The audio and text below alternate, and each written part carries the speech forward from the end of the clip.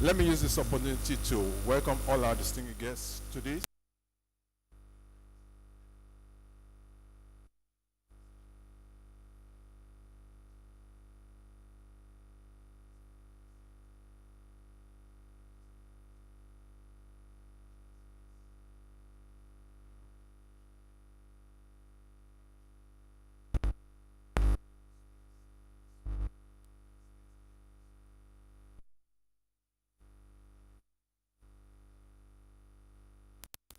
As I have said, any moment from now, the academic procession will file in. And we don't want anyone to occupy the walkway, please. Please leave the walkway as soon as you come in, find a space and occupy. Thank you very much. Ushers, please direct accordingly.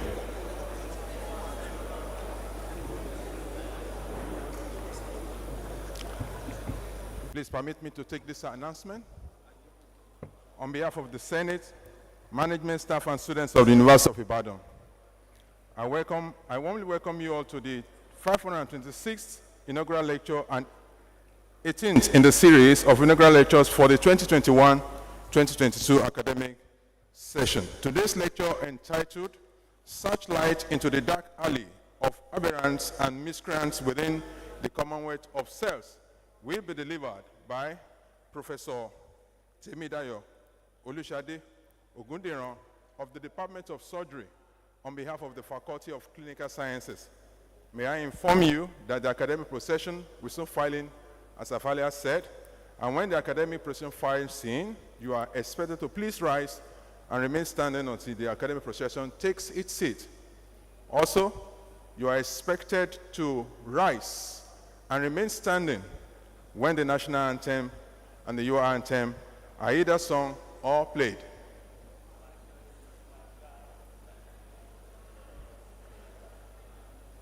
Furthermore, we are broadcasting this program live on UI Diamond Radio 101.1 and streaming it live on UR website with the address www.live.ui.edu.ng, as well as on YouTube at UI Premier TV. Distinguished ladies and gentlemen, inaugural lectures in this university are very significant to our reputation and day-to-day excellent academic activities. We will therefore appreciate your cooperation by observing a solemn atmosphere throughout this lecture. We will appreciate it if you do not move about during the lecture. The Vice Chancellor, Professor Kayode Oyebode Adebowale, MNI FAS, deeply appreciates your presence at this lecture. Thank you and most welcome.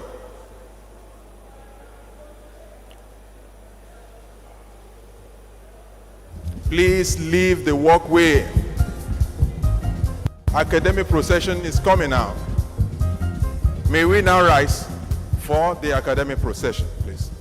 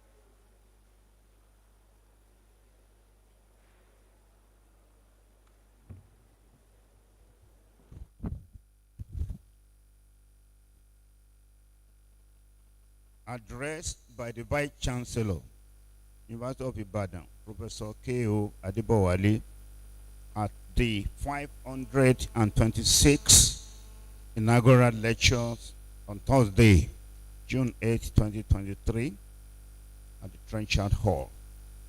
The Deputy Vice Chancellor Administration, Deputy Vice Chancellor Academics, Deputy Vice Chancellor Research, Innovations and Strategic Partnership, the Registrar, University Librarian, Provost of the College of Medicine and of Postgraduate College, Dean of Clinical Sciences, Deans of other faculties and of students, Director of Institutes and Centers, Heads of Departments, distinguished guests, ladies and gentlemen. The 526th University of Ibadan Inaugural Lecture will be delivered by Professor Timidayo Olusade Ogundiran of the Department of Surgery on behalf of the Faculty of Clinical Sciences. Professor Timidayo Olusade Ogundiran was born into the family of Pa Jacob Ogundiran and Mama Sarah Adegbenjo Adebisi, both of blessed memory, of Ile Ongoke Ka Alagbede in Shein, Ogun area of Oyo State. On Tuesday, February 23rd, 1960, he attended Baptist Primary School, Koso, Shein, from 1966 to 1971. After a brief stint at the Baptist Modern School, Koso, Iseyin, he transferred to Iseyin District Grammar School for secondary education from the year 1972 to 1976. In the 1978-79 academic session, he attended Baptist College, Iwo, for grade 2 teachers training, where he won the prize as the best student in the class. He was a classroom teacher for 5 years before attending the College of Medicine, University of Ibadan, from year 1982 to 1988, from where he obtained the MBBS degree and won the Alice Moboade Akinyele Memorial Prize for the best student in the Department of Medicine. He did a 1-year internship at the University College Hospital, UCH, Ibadan, and he emerged as the best house officer of the year. This earned him an automatic appointment for specialty training at the UCH. After the NYT program, he had residency training in the specialty of surgery and obtained the fellowship of the West African College of Surgeons in general surgery in October 1996 and the fellowship of the Royal College of Surgeons of Edinburgh in 1999. From September to December 2001, he was an exchange scholar in epidemiology and biostatistics in the Department of Biometry, Medical University of South Carolina, Charleston, USA. In 2003-2004, he obtained a Master's of Health Science degree in bioethics from the University of Toronto, Canada. Furthermore, he obtained certificate in epidemiology and global health from University of Dundee, UK, in the year 2010, and the fellowship of the American College of Surgeons in the year 2011. Professor Ogundiran received further training in the UK, Hong Kong, Kenya, and the USA, among which were the American Association for Cancer Research Training in Molecular Biology and Clinical Oncology at the University of Colorado, Aspen, USA, the year 2006. Oncology preceptorship at the Massachusetts General Hospital, Dana Fatba Cancer Institute, and Brigham and Women Hospital, all in Boston, United States, in the year 2006. Cancer Molecular Biology training at the Cancer Signaling Unit, Department of Clinical Oncology, Chinese University of Hong Kong, in the year 2007. And the Wellcome Trust Advanced Course on Genomic Epidemiology in Africa, the Kemri Wellcome Trust Research Program, Kilifi, Kenya, in the year 2010. Professor Ogundiran was appointed lecturer grade 1 in the Department of Surgery, College of Medicine, University of Ibadan, and consultant general surgeon at the UCH, Ibadan, from April 1, 1998. He rose to become senior lecturer in the year 2002 and professor of surgery in October 2014. In November 2020, he assumed headship of the newly created Department of Bioethics and Medical Humanities, Faculty of Multidisciplinary Studies, University of Ibadan. In August 2022, he became the Dean of the Faculty of Clinical Sciences in the College of Medicine. Professor Ogundiran has rendered academic and professional services beyond the University of Ibadan, including being a member of Council of the West African College of Surgeons from year 2021 to 2023, and World Health Organization World Bank visiting professor to the College of Medicine and Allied Health Sciences, University of Sierra Leone, from June 2017 to December 2019.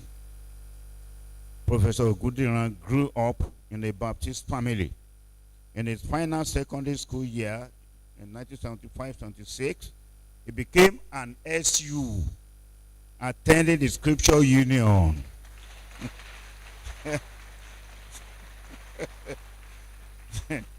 He later joined the Maranatha Evangelical Christian Ministry, which eventually merged with the Deeper Life Christian Life Ministry and the Deeper Life Bible Church. He is happily married to Mary Bosede Ogundiran, nee Babayemi, a professor of analytical and environmental chemistry in the same university. They are blessed with a faithful daughter, one trusted son, and a treasured baby.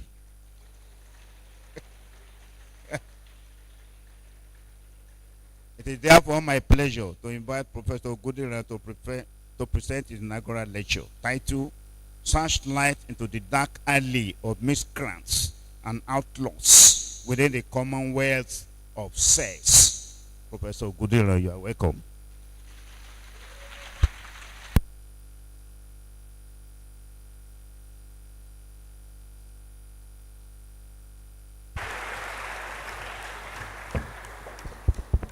This is the day the Lord has made. We'll rejoice and be glad in it.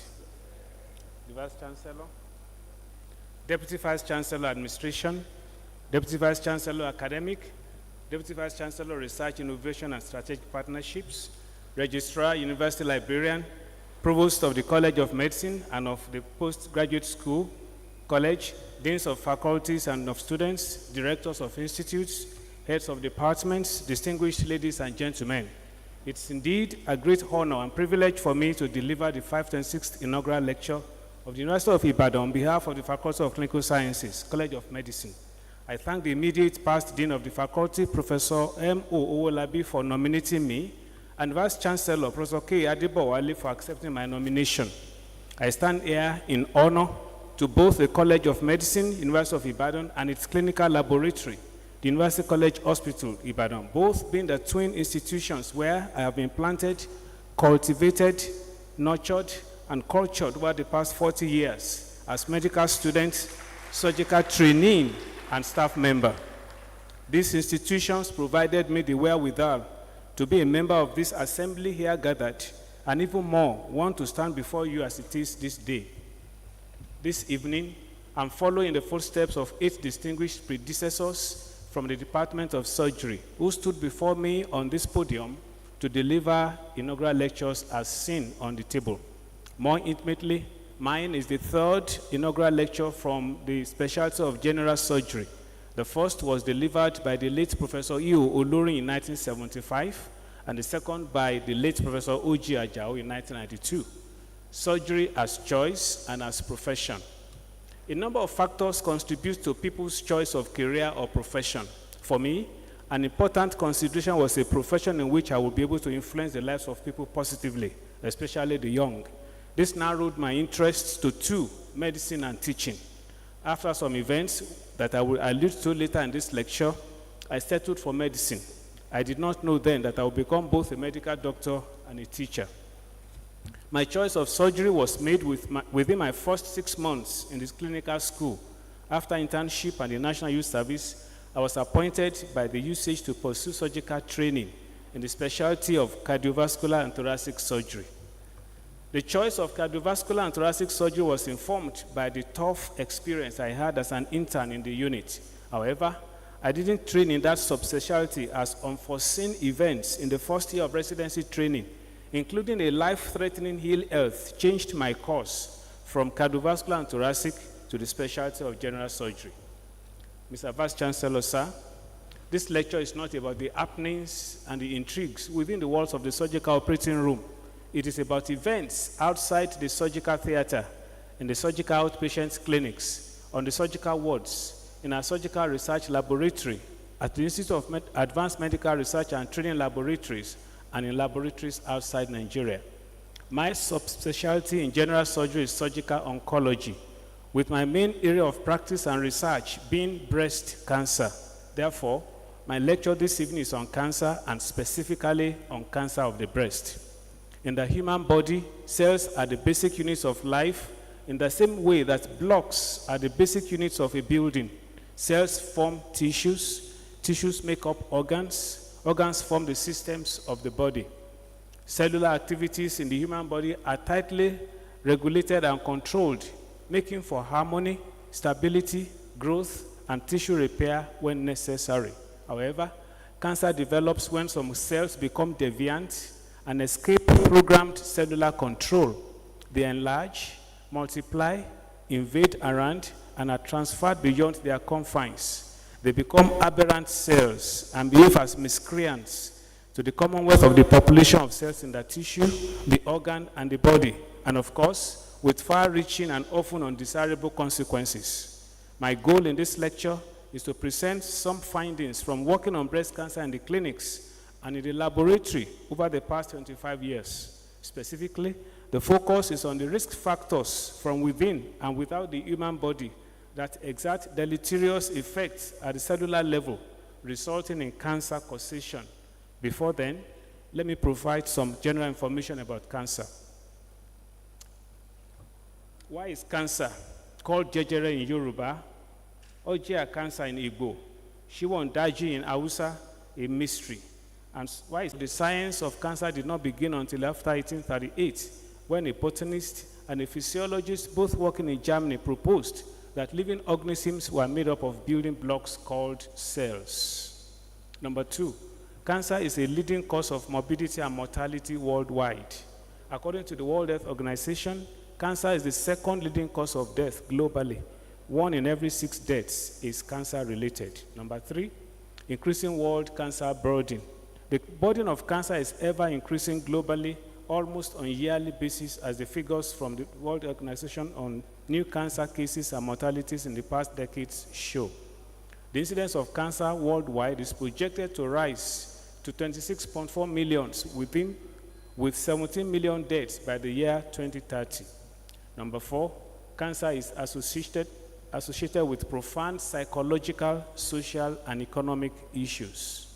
And 5, early diagnosis and prompt treatment enhance good outcome in many cancers, in spite of the gloomy picture that can be inferred from the above.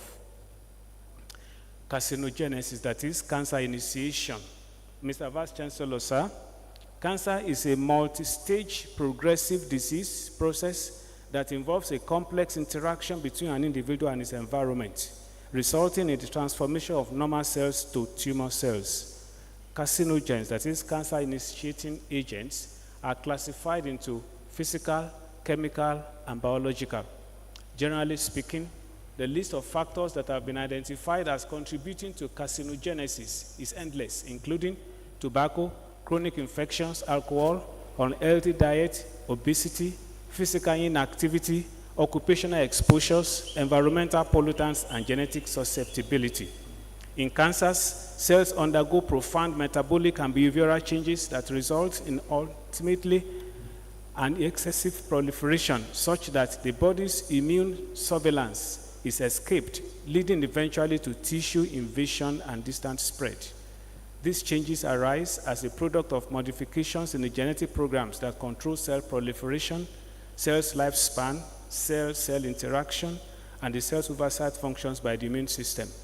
Alterations at the cellular level result in genetic dysfunctions that either excite the activities of oncogenes or deactivate the activities of tumor suppressor genes, leading to uncontrollable cellular proliferation. Breast cancer, jejere oyan, in Africa. Breast cancer is the commonest female cancer worldwide.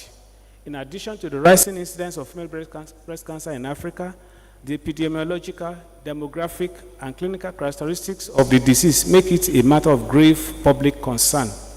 Although some marginal improvements have been noticed, the demographic and clinical pattern of presentation has not changed much over the past 4 decades compared to the situation in high-income countries.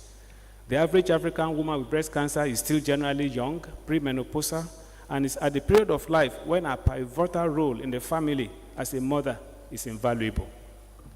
The Nigerian Breast Cancer Study. The Surgical Oncology Division at the University College Hospital, Ibadan, is the oldest oncology unit in Nigeria. The Nigerian Breast Cancer Study commenced in our Surgical Oncology Unit in 1997-98 as collaboration between the University of Chicago, US, and the University of Ibadan, Nigeria. The goal of this partnership was to study the genetic epidemiology of breast cancer in blacks through a case control study. At the commencement of this work, it was about the first of such collaborative study on breast cancer in Nigeria. At the onset, the research process was based fully in the Department of Surgery and in the Surgical Research Lab. As the work expanded, the laboratory components were moved to the Institute of Advanced Medical Research and Training in the College of Medicine. Some aspects of genetics and genomics research involve multiple researchers, institutions, and groups, all contributing processes and products to detect disease causative or expressive factors of low magnitude or expression. This would, of necessity, require many researchers and attract multiple authorship, ranging from tens to hundreds sometimes. The hypothesis then was that African American women have similar genetic risk factors for breast cancer, which are likely to be prevalent and easier to detect in Nigerian women. Hence, the need to pull African American cohorts into the research consortium to study genetic variants that were previously observed in them. Moreover, we sought to determine how common genetic variants play a role in breast cancer risk and tumor progression for women of African ancestry in a way that might be different from women of European and Asian ancestry. We collaborated in genome-wide association studies, GWAS, to determine breast cancer predisposition from low penetrance genetic variants. Combining data from multiple sources, including the Nigerian Breast Cancer Study, we were involved in testing novel breast cancer susceptibility loci on some chromosomes, as well as the top single nucleotide polymorphism, SNPs for short, from African American GWAS. And in 2011, the standard Nigerian Breast Cancer Study concept and design were extended to Cameroon and Uganda. Findings from the Nigerian Breast Cancer Study. Mr. Vice Chancellor, sir, I hereby present some of the main findings from the Nigerian Breast Cancer Study, the platform on which I made my contributions to science through a collaborative network. This will be discussed under the headings anthropometrics, reproductive factors, lifestyle factors, risk prediction model, hereditary breast cancer, and genetics. Anthropometrics. The waist-hip ratio had been severally validated as a measure of central adiposity. More importantly, The metabolic effect of obesity and the increased level of peripheral rheumatization all serve to increase the risk of breast cancer in these patients. Our studies showed age at menarche, height, weight, irregular menstrual period, obesity, and social status as predictors of breast cancer in all women. Furthermore, the preliminary data revealed that there was a relationship between increasing height and the risk of breast cancer amongst all women. Over an 11-year period, we recruited additional patients and controls and had good statistical power to detect effects that could have been small or undetectable earlier on. The goal was to critically assess whether central obesity measured by waist circumference, hip circumference, waist-hip ratio, and height had significant bearings on the risk of breast cancer in Nigerian women. The conclusions were that 1, elevated waist circumference and hip ratio were associated with an increased risk of breast cancer in all women, regardless of their BMI state. 2, a positive linear relationship existed between height and breast cancer for both pre- and postmenopausal women. For every 5 centimeter increase in height, the risk of breast cancer increased by 22%. At the time of those reports, our study was the first and the largest case-control study of anthropometric measures and breast cancer in Africa. Reproductive factors, menarche, parity, and breastfeeding. The majority of women had their menarche about age 15. This age was inversely associated with breast cancer risk. In the age-adjusted analysis, women with menarche or at or after age 17 years showed about 40% lower risk than those with menarche at less than 70 years. Cases were more likely than controls to be nulliparous, and there was an inverse trend between parity and risk. The numbers of pregnancies and live births were also significantly decreased over time among all women. The proportion of women that had their first child before age 25 years was significantly decreased from 73% in the oldest cohort to 36% in the youngest cohort. The lifetime duration of breastfeeding also decreased markedly over time, partly due to smaller family size and partly due to shorter duration of breastfeeding per child. We estimated that breast cancer incidence increased 7% due to reduction in menarcheal age, 15% due to decreased parity, and 15% due to shortened duration of breastfeeding per child. Pregnancy. Previous work had stimulated a debate about whether the protective effects of full-term pregnancies of breast cancer risk were beyond the first one. In our cohort, we found that risk decreased by 5% for each additional birth after the first birth, and by 7% per 12 months of breastfeeding. Therefore, we concluded that multiple live births, extended breastfeeding, and later onset of menstruation are protective in Nigerian women. Furthermore, we explored the influence of pregnancy of breast cancer risk by looking at the time of diagnosis of breast cancer from last pregnancy onward. We observed a tendency toward positive association between parity and pregnancy-associated breast cancer at 2 years or less postpartum, and a tendency toward inverse association between parity and non-pregnancy associated breast cancer.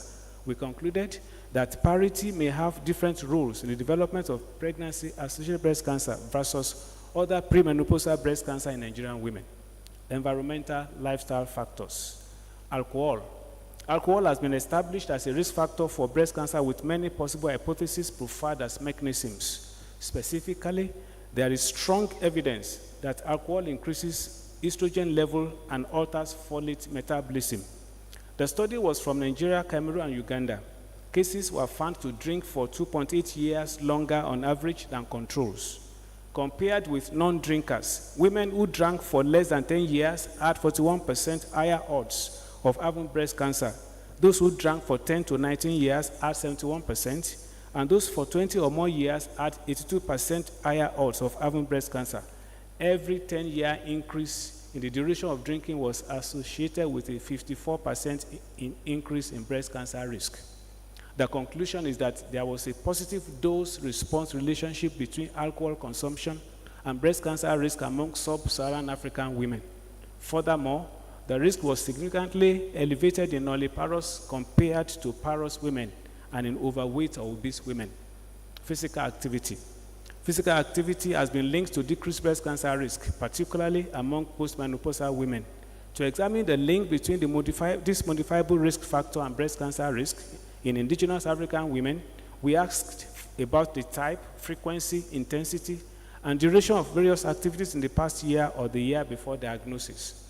In Nigeria, Cameroon, and Uganda, African women's physical activity mainly consists of housework and work-related activities. Overall, physical activity was significantly associated with reduced breast cancer risk in both pre- and post-menopausal women.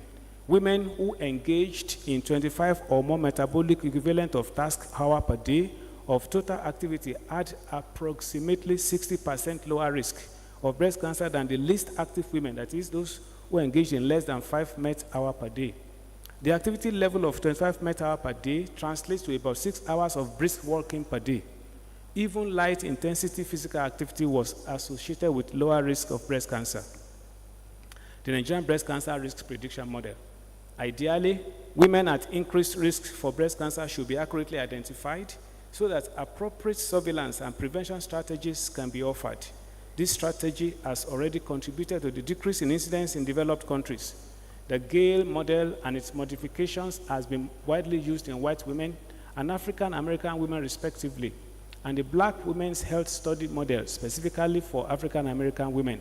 However, none existed for indigenous women in sub-Saharan Africa. Therefore, we pulled the Nigerian breast cancer study data from 1998 to 2015 to develop and also validate an absolute breast cancer risk prediction model for sub-Saharan Africa. The final model was built using the variables as follows: age at menarche, number of live births, duration of breastfeeding, benign breast diseases, family history of breast cancer in first-degree relatives, height, BMI, and alcohol consumption. Among Nigerian women, our model performed better than the other models as none can differentiate our participants' risks. An online risk calculator and a downloadable standalone Windows package for the Nigerian breast cancer study model to do individual risk projection and counseling are available at the website shown. The Nigerian breast cancer study risk prediction tool is a low-cost screening approach based on questionnaire and physical examination, implementable in limited resource settings to identify the high-risk population for breast cancer screening. Genetics.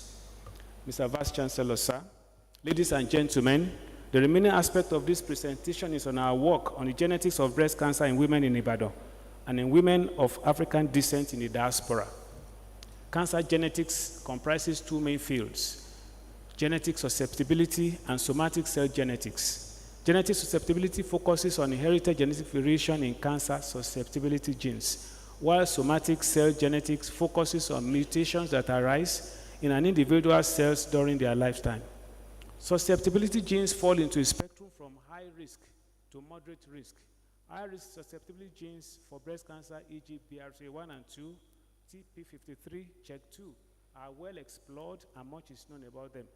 A large proportion of the familial cancers are probably due to gene mutations and polymorphisms of low penetrance. The past 2 decades have witnessed an explosion in knowledge of molecular biology and discovery of novel genomics technologies. Scanning the whole human genome was made possible following the complete sequencing of the human genome, and additional information has been provided by the International AppMap project in which our unit participated. There has been an intense search for other breast cancer susceptibility genes thanks to genome-wide association studies that have made possible the identification of low penetrant genetic variants that increase susceptibility to cancer risk. Hereditary breast cancer in Nigerian women. The first work on the genetics of breast cancer in Ibadan was the screening of 70 young breast cancer women for the frequency and spectrum of BRCA1 and 2 mutations, followed by sequencing of various variant bands to screen all the coding regions and intron-exon boundaries of BRCA1 and 2. Next was to examine another cohort to better define the frequency of BRCA1 and 2 non-truncating alleles and assess whether this might also be a source of breast cancer susceptibility in young African breast cancer patients. In the third cohort, complete sequence analysis of all BRCA1 and 2 exons and intron-exon boundaries was done. The focus was only on mutations that were presumed to be disease-associated. The conclusions drawn from this analysis were, number 1, there's a high frequency of BRCA1 and 2 mutations in our population. 2, genetic factors are risk factors in our young cancer patients. 3, there is need for family-based models of risk assessment and genetic counseling coupled with interventions to reduce cancer risk. And 4, a high percentage of recurrent mutation carriers suggest that recurrent mutations could reflect a significant breast cancer risk in a clinical Nigerian cohort. Lastly, we expanded from screening a few specific alleles to studying a panel of breast cancer genes that most frequently harbor pathogenic mutations and the risks that are associated with mutations in these genes. This was made possible by recent advances in genomic technology that enable simultaneous sequencing of multiple genes. The panel enabled the identification of all classes of gene mutations as shown. In all, 14.7% cases and 1.8% controls carried on ambiguously damaging mutation in a breast cancer gene as seen. The BRCA1 and 2, POP2, and TP53 contributed the most risk. Expanded studies. Mr. Vice Chancellor, sir, another pursuit was to examine common genetic variants identified from genome-wide association studies and their association with breast cancer risk in women of African ancestry. The GWAS improves discovery of cancer susceptibility genes and allows successful identification of many new susceptibility alleles in the human genome. This is made possible as a result of advances in microarray technologies, which enable interrogation of hundreds of and thousands of SNPs in parallel using new analytical tools and standards. Most common SNPs do not have dominant effect on cancer risk. Therefore, follow-up replication studies and large meta-analyses are required to establish a conclusive effect. We participated in many of such to test, replicate, or validate single or multiple genes or SNPs, among others. These studies confirm the polygenic nature of breast cancer in women of African ancestry and in indigenous African women. Some of the findings have been summarized under 2 subheadings below. 1, positive association of breast cancer risk was found with the following low penetrance genes or pathways: the insulin-like growth factor signaling pathway, the mTOR pathway, the microRNA biogenesis pathway, and variants demonstrating flip-flop phenomenon. However, our studies did not support or confirm some of the previously reported association of breast cancer risk with other disease susceptibility genetic variants and pathways such as type 2 diabetes, pancreatic cancer, vitamin D-related pathway, the EPO pathway, and the SNP in the telomerase reverse transcriptase cleft lip and palate transmembrane 1-like locus. Conclusions. Mr. Vice Chancellor, sir, I say with all modesty that we have answered the primary questions that we set out to interrogate. We have explored the roles that anthropometric values, reproductive factors, personal lifestyle, environmental factors, and genetics play in breast cancer risk in Nigerian women and women of African ancestry. We have shown that a high prevalence of hereditary breast cancer justifies the need for genetic counseling and screening, thereby paving the way for personalized medicine, the future new drive of oncology research and practice. Some of the genetic factors have been examined in relation to the roles they play in women of European and Asian extractions. We have also developed a breast cancer risk prediction model for sub-Saharan Africa that is simple to use and which can identify high-risk individuals for further targeted screening and follow-up. The risk calculator and a downloadable standalone Windows package are available online for personal and corporate use. The Nigerian breast cancer study started as partnership between 2 individuals, but grew to involve many people locally and internationally. And our patients benefited from prompt diagnosis and care even when the conventional hospital apparatus and machinery failed. The initial days were rough. However, tenacity and stubbornness ensured continuity in spite of many challenges, which included fragmenting limited time among many competing demands and necessities, having to learn, understand genetics, and be involved in the laboratory activities as a surgeon in the midst of core lab fellows, meeting timelines, electric power supply and freezing temperature problems, quality of biological materials, patient clinical issues, training of students and resident doctors, and research demand on family, social life, health, and personal comfort. Let me tell some personal story before I wind up. Mr. Vice Chancellor, sir, the journey of life is not the same for everyone. For some, the path is straight and smooth, and everything seems to be predictable and on point almost always. To others, the journey is winding, undulating, and unpredictable. There are those whose pathways fall in between the two. For me, the journey at the beginning was not smooth, definitely not in the first category. I provide a summary. I attended primary school, modern school, secondary school, teachers training college, NCE Polytechnic, university.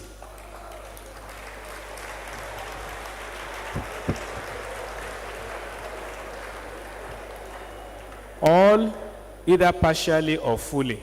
Suffice to say that financial constraints, ignorance, desperation, and lack of a mentor or guidance early in life contributed to some of these decisions or steps. Parental sponsorship of my education stopped after secondary school. That led me to being a classroom teacher altogether for 6 years before my university education. My university education suffered financial problems. In my 5 years in the Ibadan Medical School, I had only 3 small textbooks in anatomy.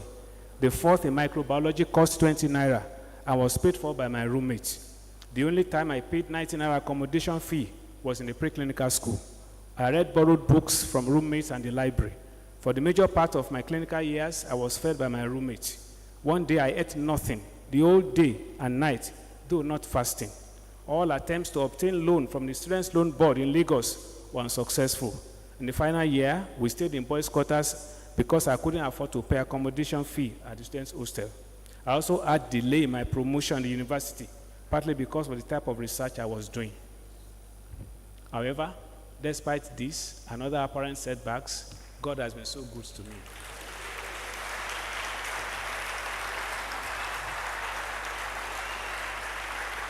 He has compensated me in diverse ways and through multiple circumstances, too numerous to recount. Again, I present a summary.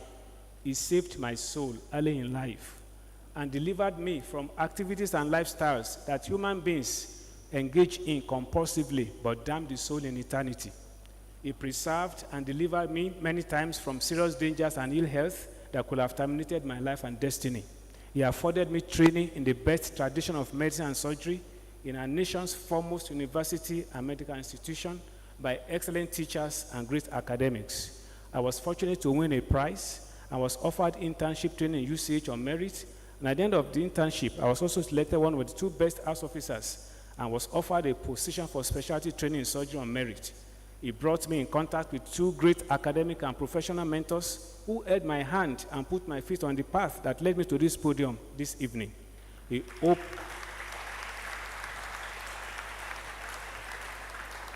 opened up multiple channels of opportunities, training, and collaboration for me internationally.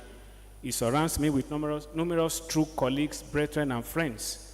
He blesses me with a good family and a peaceful home. How then would I be able to acknowledge all and not leave out many who have been integral part of my story? I apologize that I will be unable to mention everyone. Acknowledgments. I acknowledge our patients, their families, and the controls. I express gratitude to the funders of our work and other projects, especially the NIH of the US.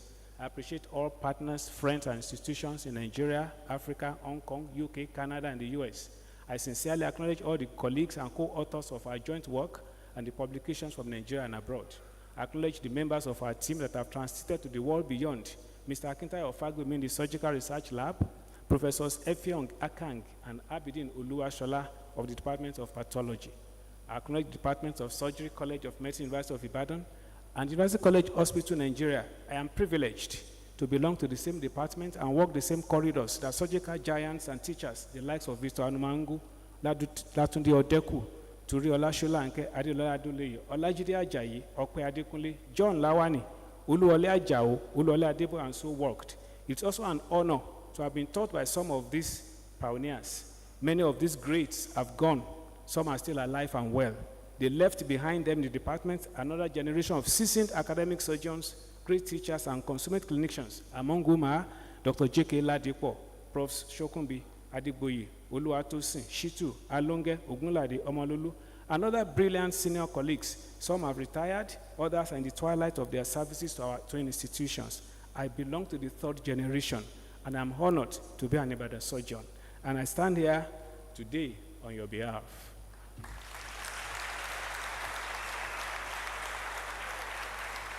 I acknowledge my contemporary lecturers and consultants and the surgical residents in the departments. I owe special gratitude to my general surgeon colleagues, Prof. Dave Irabo, Chief Irabs, Dr. Adifemi Afolabi, the system builder, Oludolapo Afuwakwe, Dolly Boy, Bolahan Fakoya, Fako, and my two proteges in the surgical oncology division, Dr. Adeyinka Ademola, now in the UK, and my own son in surgery, Omobalaji Ayendiko. I thank all staff of our institutions for their support of more than 3 decades. I duly acknowledge all my teachers, colleagues, and friends in other departments of the college and the UCH. I remember our nurses and other members of the surgical workforce in the theater, suits, ICU, the surgical outpatient clinics, and all the surgical wards. Our anesthesia colleagues complete the triumvirate of any surgical procedure. As the surgeon is sandwiched between them and the scrub nurses, they are the half awake, watching over the invasion of the deeply asleep by the intensely alert with the connivance of the administratively involved. I acknowledge our colleagues in departments of pathology, hematology, chemical pathology, medical microbiology, radiation oncology, radiology, nuclear medicine, and palliative care. I thank the Department of Chemistry and the Faculty of Science, UI, for their fellowship and accommodation. You understand why later. I acknowledge all my senior colleagues, contemporaries, and students in the biotics department who have labored to establish and sustain the program from its inception, the Department of Surgery, to its full departmental status. These include our former Vice Chancellor and Minister of Health, Professor I.F. Adewale, Professor Omotade, Malomo, Jegede, and all as listed. I acknowledge the Departments of Surgery, Faculty of Clinical Sciences that midwifed this project into existence, and the Faculty of Multidisciplinary Studies, especially the faculty's pioneer dean, Professor I. Albert, for his warmness, understanding, and accommodation. I say a big thank you to Professors I. Olayinka, O. Pokuola, O. Olorinishola, A. Aderinito, G. Babalola, and A.S.O. Ogunji for their support of the program. I owe a debt of gratitude to 2 academic and professional mentors, the pioneers of the research project that I inherited. There might be no story to tell today without their foresight, ingenuity, and pioneering work. These are Professors Olufumilayo Olopade and Clement Adibamowo. Dr. Fumi Olopade is the quintessential researcher and an illustrious alumnus of Great UI Ibadan, a winner of many laurels and awards both locally and internationally. She was the initiator and international PI of this project. She's Distinguished Professor of Hematology, Oncology, Medicine, and Human Genetics at the University of Chicago. She has been tremendously instrumental and pivotal to my being where I am today. I owe her and her dear husband, Professor Shola Olopade, a lot of gratitude and appreciation. Dr. Clement Adibamowo is Professor of Epidemiology and Public Health at the University of Maryland, Baltimore, US. He and I have been together for more than 3 decades. After my training as a surgeon, it was he who talked me into applying for a job as your lecturer. I have since followed his footsteps everywhere, from general surgery to artificial intelligence and data science ethics. He left Ibadan for the US in 2009. Clement Adibamowo is a clinician par excellence, an unrepentant optimist, a brilliant visionary, a great philosopher, a phenomenal scientist, a consummate and multi-talented researcher, yet very humble, generous, and a great fellow. God has placed him in my path for good. I have ridden on his shoulders to be who and to be where I am today. He is my great mentor, my brother, and my friend. In August 2022, by divine providence, I became the Dean of Faculty of Clinical Sciences. I sincerely appreciate the confidence reposed in me by the faculty and the college. I'm privileged to be serving in this office at the same time with our current provost, Professor Olayinka Omigodo, and our deputy, Professor F. Adeniyi. The two are a great pair and are doing marvelously for the college. I pity whoever aspires to take over from them, as their shoes of achievements will be too big for anyone to dream of entering into. I acknowledge fellow deans in the college and all deans in our great university. I acknowledge the Faculty of Clinical Sciences Executive Committee consisting of the sub-deans and the faculty officer, Barrister Agbaje, together with the faculty secretary and other members of the faculty. I particularly acknowledge Dr. Taiwo Lawal, who is an embodiment of UI's rules, regulations, and ways and styles of doing things. He's simply an extraordinary fellow, brilliant, hardworking, available, full of energy, he will go places. I must acknowledge my late parents, Pa Jacob Ogundiran and Mama Sarah Adegbenjo Adebisi. My dad believed in sending his children to school, although he didn't so much have the means. My mom went to Igbo in Lagos from our hometown to carry wood as Alaaru when I was in secondary school. I wish they were here today.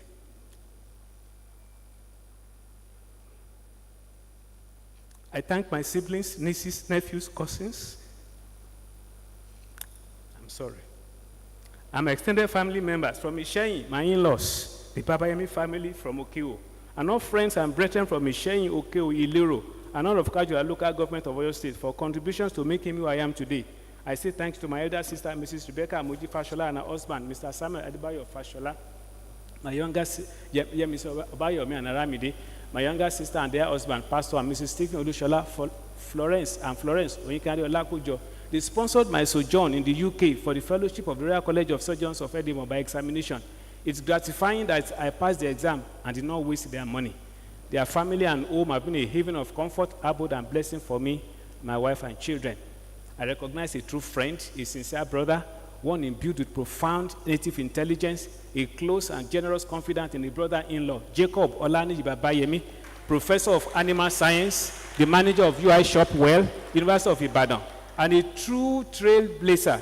He blazed the PhD trail, and 4 siblings followed suit after him, and all of them are academics. I acknowledge my cousin and father in here in Ibadan, Deacon Awolola Adepoju and his family. The Holy Bible admonishes that a man that has friends must show himself friendly, and there's a friend that's taken closer than a brother. I have many that this description fits. First is Pastor Dr. Moses Shola Ogunshola, my elder brother from Ilero, a friend in need and indeed, a counselor and my prayer warrior and a close confidant of more than 48 years. All other friends listed as shown, I acknowledge you. I fondly remember Professor Felix Makanjola Adediribi of Ekiti State University, my secondary school mathematics teacher, and the one who brought the light of the gospel to my soul at the Scripture Union.